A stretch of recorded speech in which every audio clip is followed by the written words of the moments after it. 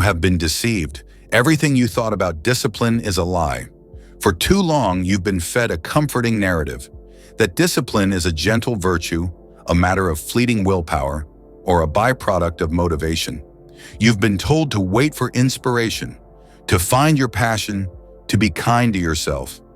And where has that left you? Trapped in a cycle of good intentions and repeated failures, constantly battling your own impulses and watching your ambitions wither on the vine of procrastination. This video will shatter those illusions. We are not here to offer you soft platitudes or comforting lies.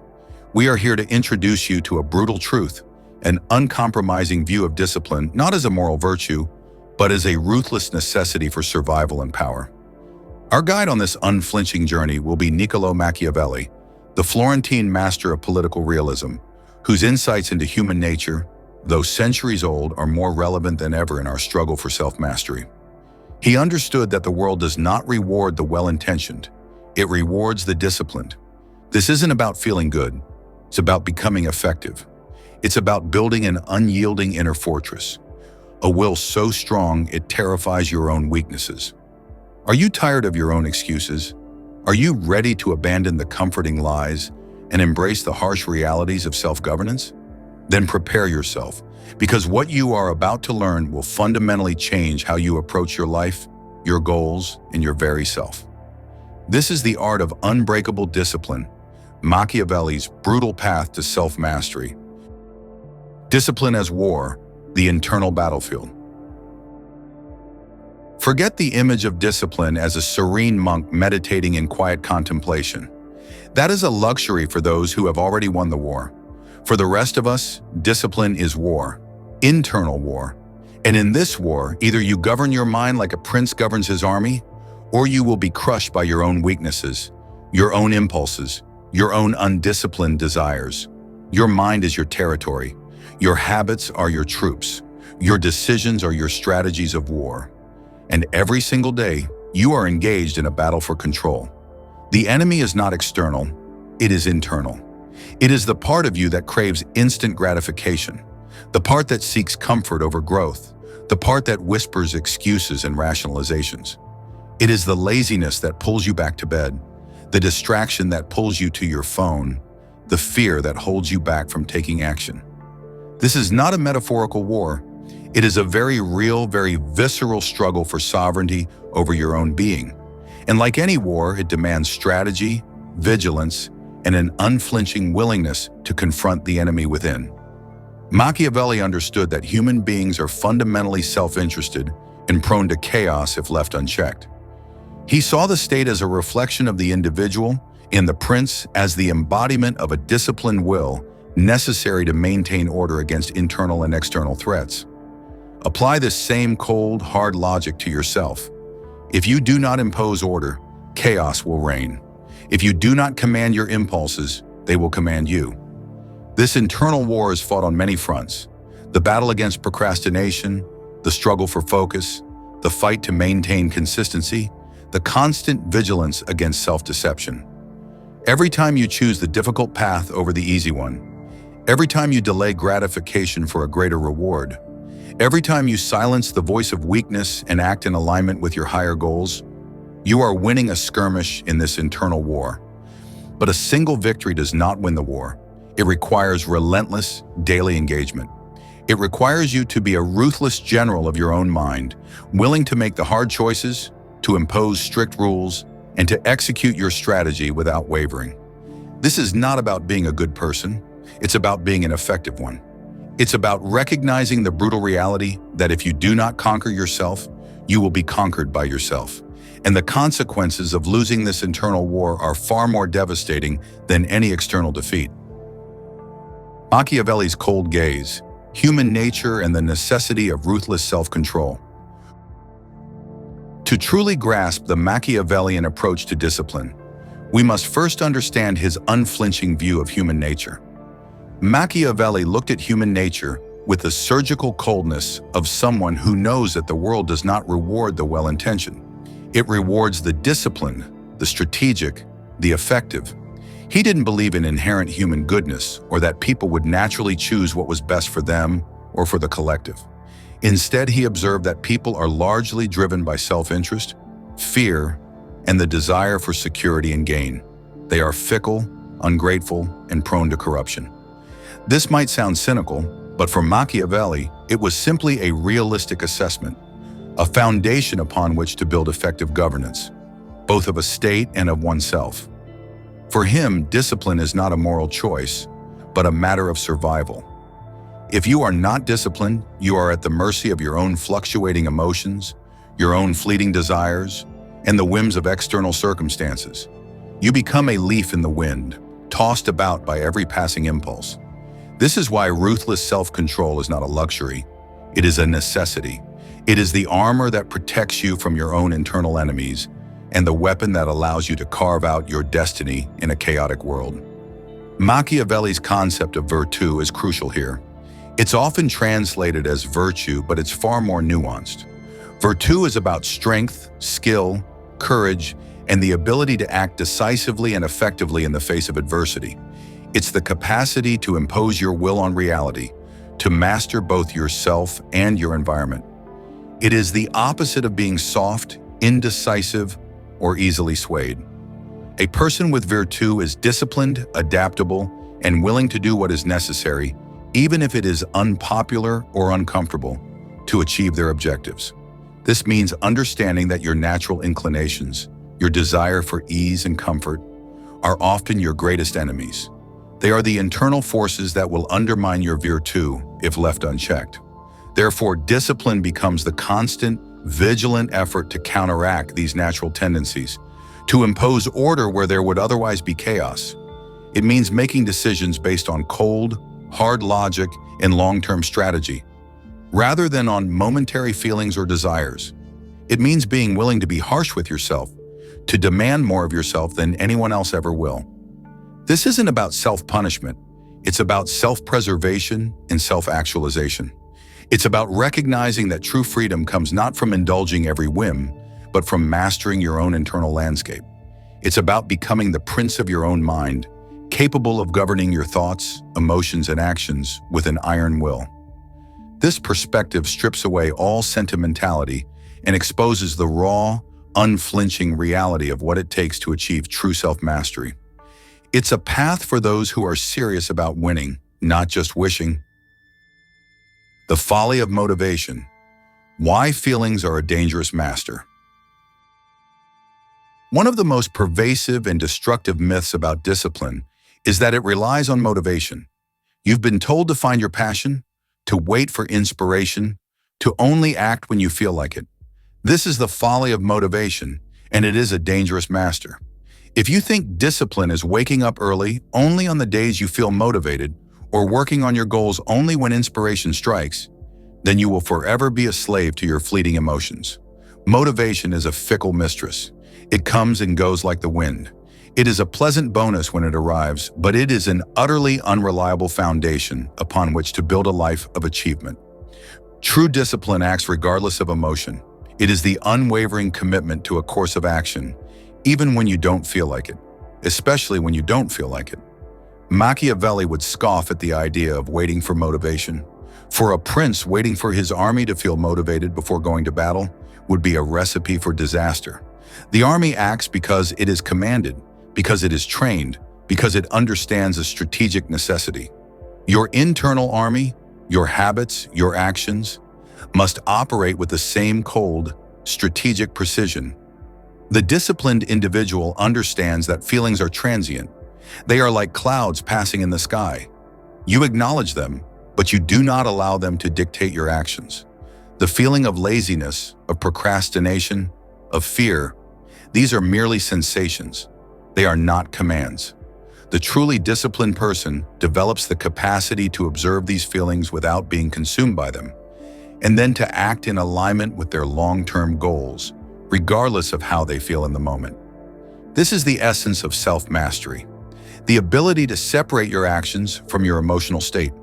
It's about building systems and routines that operate on autopilot, that function even when your motivation is at rock bottom. It's about creating an internal environment where the right actions are the default, not the exception. Think of it this way. A professional athlete doesn't train only when they feel motivated. They train every single day through pain, through exhaustion, through boredom, because they are disciplined. They understand that consistency, not fleeting inspiration, is the key to mastery. The same applies to any area of your life.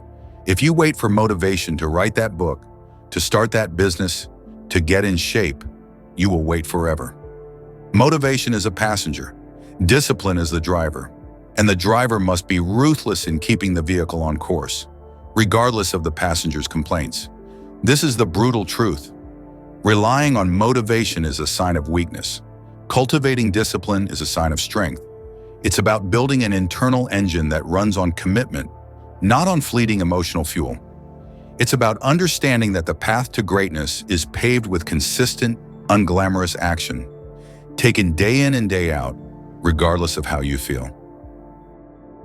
The Prince's Fortress, building an unyielding inner citadel.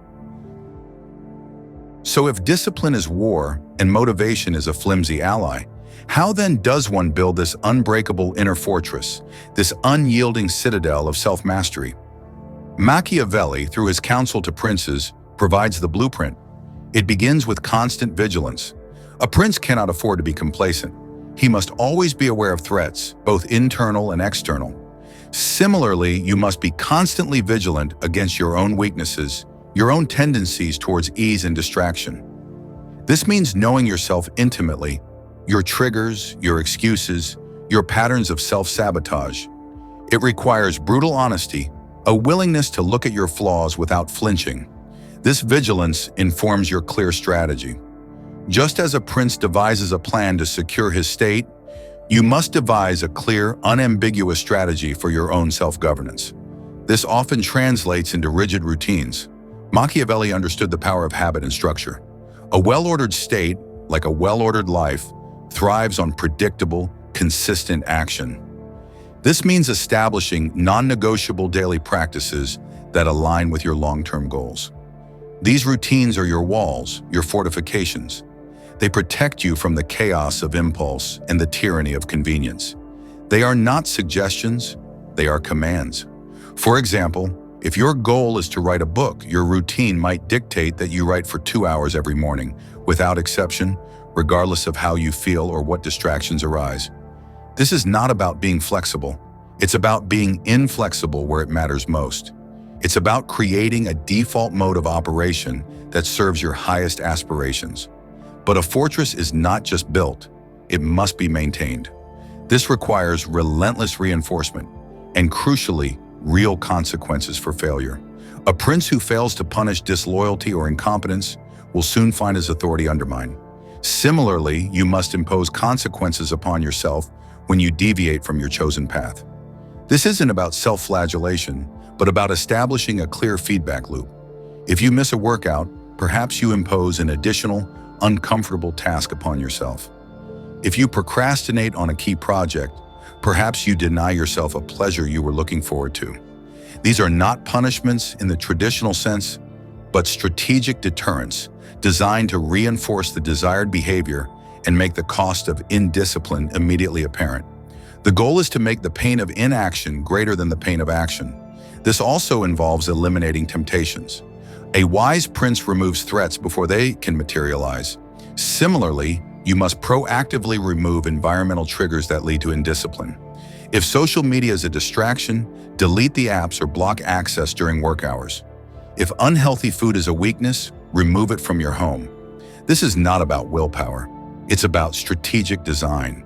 It's about creating an environment that makes discipline easier and indiscipline harder. Building this inner fortress is a continuous process. It requires constant refinement, adaptation, and an unwavering commitment to your own sovereignty. It's about becoming your own sternest, yet most effective ruler. It's about understanding that true freedom is not the absence of rules, but the mastery of self through self-imposed rules. It's about transforming yourself from a subject of your impulses into the sovereign of your own destiny. The price of indiscipline, the politically dead individual. What is the true cost of failing to build this inner fortress, of succumbing to the allure of comfort and the tyranny of fleeting motivation? The price of indiscipline is nothing less than your sovereignty, your freedom, and ultimately your very potential. Machiavelli, observing the fate of weak rulers in chaotic states, would describe the undisciplined individual as politically dead, a person who, though physically alive, has no true agency, no real power over their own life. If you do not govern your mind, it will be governed by circumstances, emotions, and external impulses. You become a pawn in the game of life rather than a player. The consequences are stark and unforgiving. Firstly, a lack of discipline means you are governed by your emotions. Every whim, every fleeting desire, every passing mood dictates your actions. You become reactive, not proactive. You are easily swayed by distractions, prone to impulsive decisions, and incapable of sustained effort towards long-term goals. Your life becomes a series of starts and stops, of abandoned projects and unfulfilled promises. This emotional volatility makes you unreliable, both to yourself and to others. You become a slave to your feelings rather than their master. This is not freedom. It is a form of internal anarchy where chaos reigns supreme. Secondly, indiscipline leads to being governed by external circumstances. Without a strong internal compass, you are constantly buffeted by the winds of external events. You react to crises rather than anticipating them. You are at the mercy of deadlines, demands from others, and the ever-changing landscape of your environment. You become a victim of circumstance, constantly playing catch-up, always feeling overwhelmed. Your life is dictated by external pressures, leaving little room for your own desires or aspirations. This is the opposite of self-mastery. It is a state of perpetual servitude to the outside world. Thirdly, and perhaps most tragically, indiscipline leads to a life of unfulfilled potential. Every dream you have, every ambition you harbor, every skill you wish to master requires sustained, disciplined effort. Without it, these aspirations remain mere fantasies. The gap between who you are and who you could be widens with each passing day of indulgence and procrastination. You become a person of perpetual potential, but never actualized power. This leads to a deep, gnawing sense of regret, a quiet despair that whispers of what might have been. You become your own greatest obstacle, sabotaging your success not through malice, but through a simple lack of self-governance. The undisciplined individual is constantly making excuses, constantly blaming external factors, constantly seeking the path of least resistance. They are trapped in a cycle of mediocrity, unable to break free from the chains of their own impulses. They are, in essence, living a life that is not truly their own, a life dictated by their lower nature, rather than their higher aspirations. This is the brutal reality. Indiscipline is not a minor flaw. It is a fundamental impediment to living a life of purpose, power, and genuine freedom. It is the silent killer of dreams, the invisible chain that binds you to a life less than you are capable of. The price of indiscipline is a life unlived, a potential unrealized, and a self perpetually at war with itself. Call to action, your transformation. Embrace the brutal path to mastery. So the choice is yours. Will you continue to be a slave to your impulses, a victim of circumstance, a person of unfulfilled potential? Or will you embrace the brutal path to self-mastery, the Machiavellian art of unbreakable discipline? It's time to abandon empty theories, to cast aside the comforting lies, and to confront the unflinching reality of what it takes to win. If you want to win, you need to turn discipline into brutal, daily, inflexible practice. It will not always feel good. It will often be uncomfortable, but the rewards are immense. True freedom, unyielding strength, and the power to shape your own destiny.